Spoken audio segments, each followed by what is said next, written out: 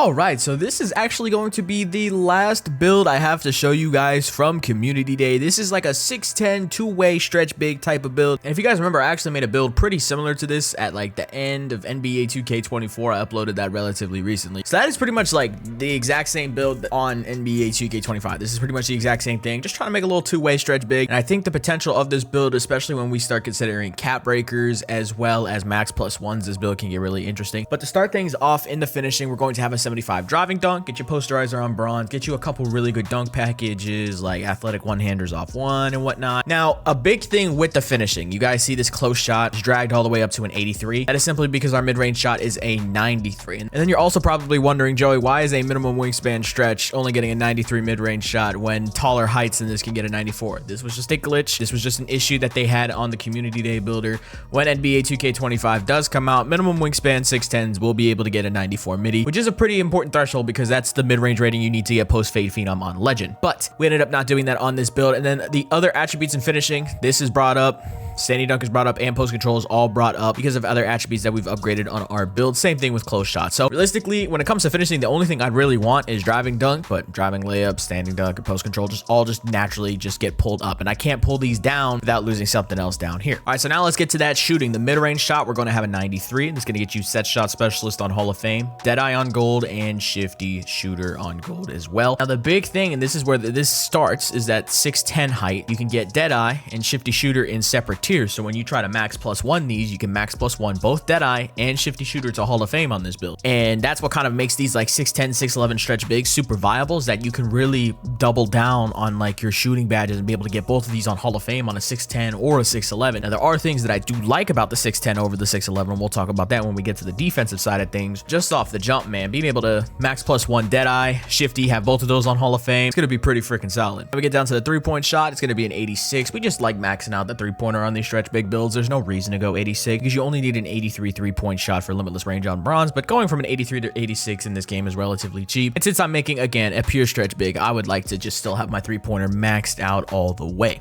Now moving on to the playmaking, pass accuracy is going to be really simple. You're going to get 75 for break starter on silver, dimer on silver as well. Don't get versatile visionary, you need a 78 for this on bronze. And then for bailout on bronze, you need an 85 pass accuracy. So 75 will be perfectly fine for park. If you're trying to play like any competitive modes like Pro-Am, you probably want to go at least 85, maybe 89 for Hallie. If you're playing center, probably 93 for Hoff break starter, but that's in competitive modes. This is more of just like a fun, casual rec, park build and whatnot. Now for the ball handle, we ended up going 78, and that's going to get us unpluckable on bronze, ankle assassin on bronze, handles for days on bronze, and strong handle on gold. Now in hindsight, the ball handle doesn't need to be this high unless if this gets you like specific build names which you really care for. The highest you need to go is a 75, because at a 75 you're going to get the Paulo Banchero dribble animations on this build, and if you have a 73 ball handle or higher, you're going to get every single Kevin Durant dribble animation. Now the one big thing that I like about this 6'10 build over the 6'11 is because we get a 70 speed with ball. Now obviously we get the same level of lightning launch, we just get it on bronze, but with that 70 speed with ball, if pro dribble style is still a thing in the game, that is something that you can get on this build, and this will be the tallest height that you can get pro dribble style if it's still a thing. Don't know if it's really good or not, but if you don't care for pro dribble style, you get Kevin Durant dribble style at a 65,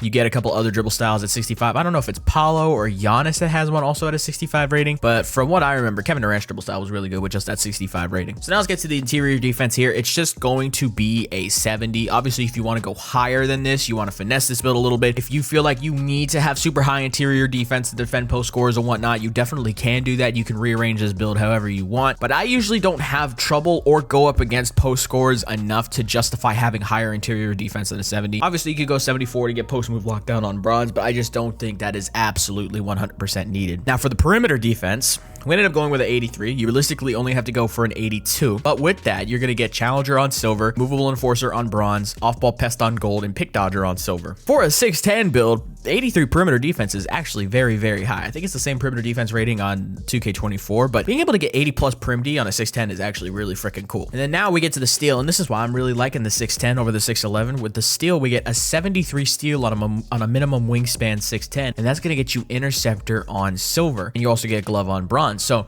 the potential of this build when it comes to max plus ones is going to be really interesting, because there's the one route where you can max plus one something like Deadeye and Shifty Shooter both to Hall of Fame. So you can become like a crazy stretch big on this side of things. Or if you want to really embrace the two-way side of things, you can max +1 interceptor while also doing challenger to gold.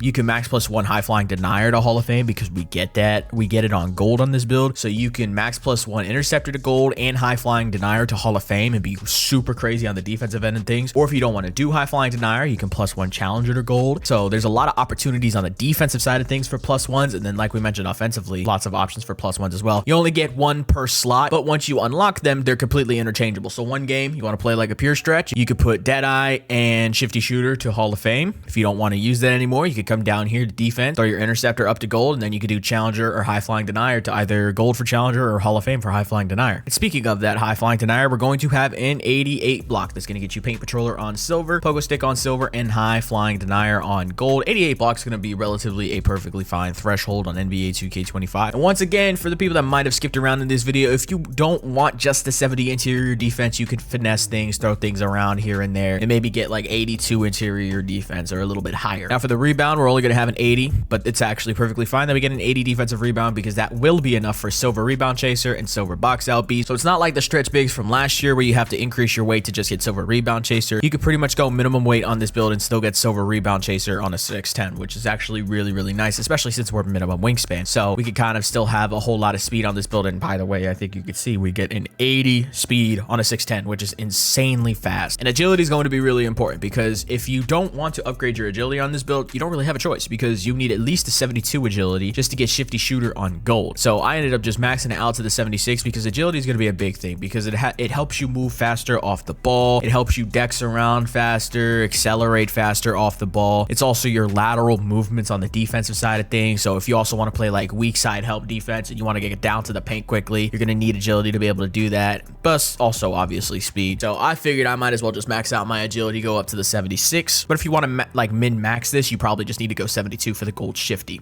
As for the strength, we went with just a 73. It's going to get you strong handle on gold, immovable enforcer bronze, brick wall bronze, and box out beast on silver. And again, this is something you could even take like advantage of with cap breakers. If you don't want just a 73 strength, you could probably put more strength on this and get a little bit more cap breaker action. And then for the vertical, we have an 80. That's the requirement you need to get high flying denier on gold, along with an 88 block. Now, when it comes to cap breakers on this build, we're going to have to lap things up a little bit because maybe we want to put cap breakers on our mid-range shot eventually, right? So let's say we go 5 lower than whatever the max mid-range rating is, so it'll be 94 when the game comes out. We go 4 lower than that, so we start with the 89. That'll probably also bring down our close shot a little bit, and then we just cap break the mid-range shot so it doesn't pull up our close shot. We can also do things like pass accuracy, maybe cap breaker pass accuracy a little bit. We could cap breaker interior defense. We could put the block to an 84 and then just cap breaker our way up to an 88 block. So there's some opportunities here on this build to kind of really get more attributes later on in the game. I didn't really want to take that into account when I was making this in the My Player Builder at Community Day because we just don't know how difficult it's going to be to get those cap breakers. But I think that's pretty much it for this build. Again, if you want to make some modifications, you can always increase the interior defense up to like an 80 something. But again, you're gonna have to sacrifice something in order to make that happen. But overall, I think this build defensively and the opportunities that you have once again with the max +1 badge perks, it's gonna be really fun. Like one game you'll have Hoff Deadeye, Hoff Shifty. You can take those off, put them over here on defense.